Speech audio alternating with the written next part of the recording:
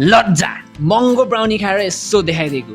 Hello everyone, आज चाहिँ म मेरो साथी जीवनसित ब्रेकफास्ट विथ ब्रिफिङको लागि आएको छु जोया डेभलपमेन्ट्समा। आरएमएङसित प्रोजेक्ट्सको ब्रिफिङ लिएपछि जीवनको यसो फ्यान मोमेन्ट इन्टरभ्यू सुरु भयो। मची साइडमा ब्राउनीको मजा लिँदै थिएँ, बट त्यहाँको भिडियोग्राफरले म्याम इन्टरभ्यू प्लिज भनिहाल्यो अनि मैले पनि ओके भन्दै। ल आउनुहोस् मेरो फ्युचर घरको यसो टुर दिन्छ है त। अरे को उनीहरू मेरो घरमा बिन बोलाए मेहमान। यो 1 बेडरुम अपार्टमेन्ट मैले जम्मा 6 लाखमा किनेको हुँ। यो चाहिँ मेरो क्लोजेट, अनस्विट बाथरुम, झन् ऐना त देख्नै हुँदैन फेरि म नक्कलीलाई। ल आउनुहोस् मेरो किचन पनि हेरिहालौँ।